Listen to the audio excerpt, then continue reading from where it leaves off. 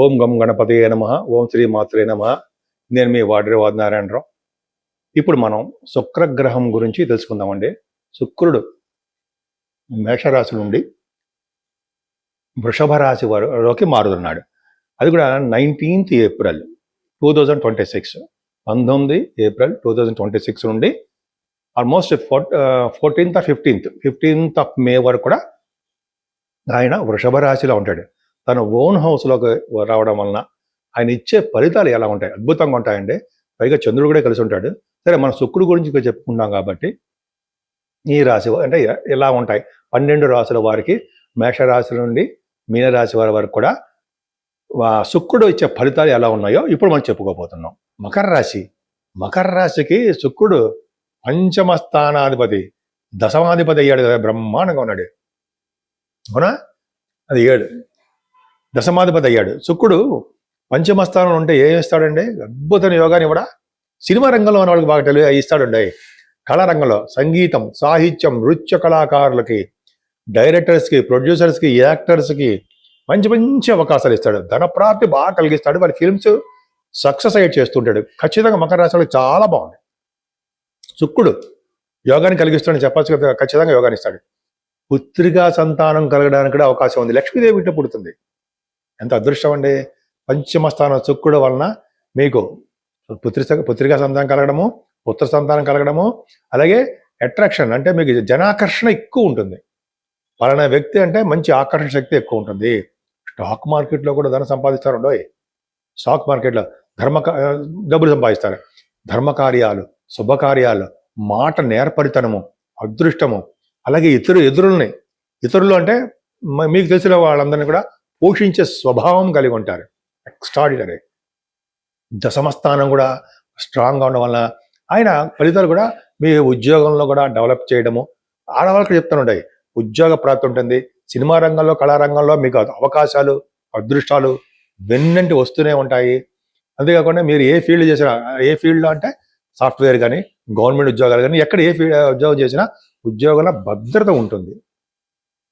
ఖచ్చితంగా దశమస్థానం శుక్రుడు కూడా మంచి యోగాన్ని, అదృష్టాన్ని, వాహన ప్రాప్తిని, అన్ని రకాలమైన యోగాన్ని ఇస్తాడంటే ఎంత అదృష్టం చూడండి. శుక్రుడు దశమానది అంటే పంచమ స్థానము ఎంత అవసరాలు అయ్యాడు కాబట్టి, ఆ కర్మస్థానం కాబట్టి అమ్మవారి యొక్క దర్శనాలు ఎక్కువ చేసుకునేట్టు చేస్తుంటాడు ఆయన. సో ఈ విధంగా చాలా బాగుందండి. సంతానం వలన మీకు ధనప్రాప్తి కలుగుతుంది. మీ సంతానం వలన మీకు అదృష్టము, ఆనందము కలుగుతుంది. మీ రాశి ప్రకారము మీ సంతానానికి, ఆడపిల్లలకి మంచి యోగ ప్రాప్తి కలుగుతుంది. అంటే వివాహాలు, ఉద్యోగాలు ఇవన్నీ రావడాలు, చాలా మంచి మంచి యోగాలు కలగడానికే అవకాశాలు ఉన్నాయి. శుక్రుడు మంచి రాజయోగాన్ని ఇస్తున్నాడు. ఇందాక చెప్పినట్టుగా నా పేరు వాడ్రే నారాయణరావు శర్మ. మీ వాడ్రే నారాయణరావు. సరేనండి. నేను మీరందరూ కూడా అంటే నా వీడియోస్ని చూస్తూ, విదేశాల్లో కూడా నివసిస్తూ నా వీడియోస్ చూస్తూ నన్ను ఎంతగానో ప్రోత్సహిస్తున్నటువంటి మీరందరికీ పేరు పేరున నా హృదయపూర్వక నమస్కారాలు. అంతే కదండి. మీరు జాతకాలు చూపించుకోవాలనుకుంటే మీరు, మీ స్నేహితులు, మీ తెలిసిన వారు ఎవరైనా చెప్పండి. వాళ్ళకి మీరు తెలుసుకోవాలనుకుంటే date of birth, time of birth, place of birth 3 ఉంటే చాలండి. ఎందుకంటే చాలా ప్రాబ్లమ్స్ ఉంటాయి కదా. అంటే పెళ్ళిళ్ళు కావట్లేదనో, జాబ్స్ రావట్లేదనో, చిల్డ్రన్ కోసమనో, ఇవన్నీ కొన్ని ప్రాబ్లమ్స్ చాలా జాతకాల్లో కనిపిస్తూ ఉంటాయి. నాకు 36 ఏళ్ళ అనుభవం ఇందులో కూడా ఉంది. 34 సంవత్సరాలు ఫైనాన్స్లో కూడా చేశాను. సరే, అది పక్క పెడదాం కండి. అకౌంట్స్ ఆఫీసర్గా, సీనియర్ అకౌంట్స్ ఆఫీసర్ సింగరేణి కాలేజీలో చేశారు. అది పక్క పెడదామండి. సో ఈ విధంగా మనం ఉంది. మీకు ఏమాత్రం అంతేకాకుండా మీరు ఇవన్నీ ఉంటే, ఈ డీటెయిల్స్ ఉంటే తప్పకుండా మనం పరిష్కార మార్గాలు తప్పకుండా చేద్దామండి. అంతేకాకుండా నేను ఫోన్ చేసినప్పుడు కింద స్క్రోల్ అవుతున్న ఫోన్కి మీరు ఫోన్ చేయండి. మీరు ఫోన్ చేస్తున్నప్పుడు నేను గబుక్కుని లిఫ్ట్ చేయలేకపోవచ్చు. షూటింగ్లో ఉండడం వలన, వేరే వాళ్ళకి జాతకాలు చెప్తూ ఉండడం వలన కొద్దిగా నేను లిఫ్ట్ చేయలేను. మా మా మిస్సెస్ చేస్తుంటుంది, లేదా మీతో మాట్లాడుతూ ఉంటాను. మీరు అదే వాట్సాప్లోనే మెసేజ్ పెట్టచ్చండి. మెసేజ్లు పెట్టడం వల్ల ఏమవుతుందంటే నేను తిరిగి మీతో కాంటాక్ట్ అయ్యి మీకు ఏమి ప్రాబ్లమ్స్ ఉన్నాయో ఇవన్నీ కూడా నేను అడుగుతాను. తప్పకుండా చెప్పుకుందాం. చాలామంది ఈ విధంగా జరిగాయండి. చాలామందికి మ్యారేజ్ కాకపోతే మ్యారేజ్ అవ్వడము, ఉద్యోగాలు చాలామంది చెప్పారు. వాడికి ఉద్యోగాలు రావడానికి నేను గ్రేట్ పర్సనాలిటీ కాదండి. మీ జాతకాల్లో ఉన్నదే చెప్తున్నా. ఉద్యోగాలు రావడము అట్లాగా చేస్తూ ఉంటాం. అంతేకాకుండా మ్యాచ్ మేకింగ్ అంటాం కదండి, అంటే వధూవరుల జాతక పరిశీలన.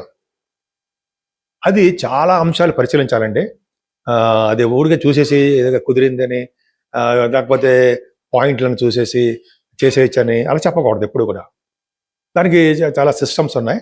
అన్ని జాతకం చూసి అంటే వరుడు జాతకము వధువు జాతకంలోనూ దోషాలు లేకుండా వాళ్ళకి దీర్ఘకాలంగా ఉండేట్టుగా, అంటే ఎక్కువ కాలం ఆయుర్దాయము అన్ని చాలా పరిశీలిస్తామండి. సప్తమ స్థానం అని అన్ని పరిశీలించి జాగ్రత్తగా చెప్పాలి. అది చూడండి, ఒక పట్టాన ముహూర్త అంటే వివాహాలు కుదరకపోతూ ఉండడం కారణం మ్యాచ్ మేకింగ్లో ప్రాబ్లమ్స్ రావడమే. భయపడతాం అవసరం లేదు, రాసిపెట్టి ఉంటాడు అక్కడ భగవంతుడు మనకి. యాక్చువల్గా అవి కూడా చూస్తామండి మనం.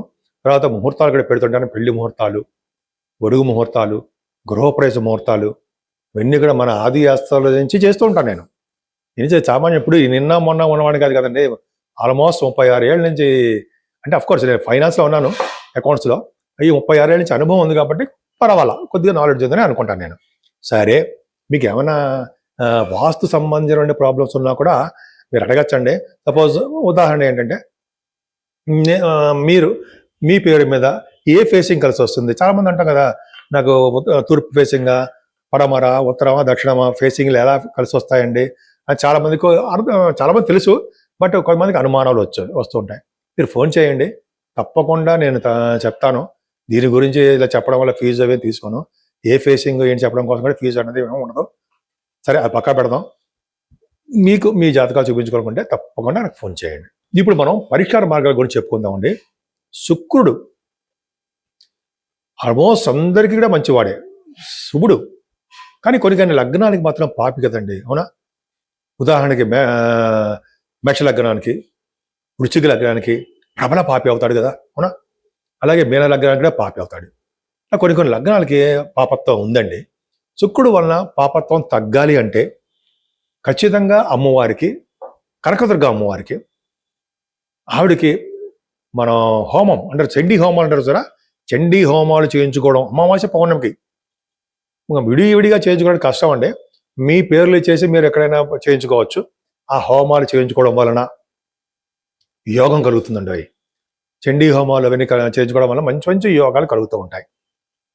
అంతేకాకుండా అమ్మవారిని కుంకుమ పూజతోను, అభిషేకాలతోను, దుర్గా సప్తసతి అని మనకి కనకదుర్గలో చేస్తుంటారు 4 o'clockకి, అది కూడా చేయించుకోవడం వలన అద్భుతమైన ఫలితాలు కలుగుతాయి.